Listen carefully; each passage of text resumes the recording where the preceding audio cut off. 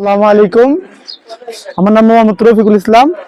আমি এই গাছ বিক্রি করি, বারোদির বাজারে গাছ বিক্রি করি। আমাদের বাসা ২৫০০ নারায়ণগঞ্জ, ২৫০০ জাউগার আমার নার্সারি। আপনারা চাইলে আমার কাছ থেকে গাছ নিতে পারেন।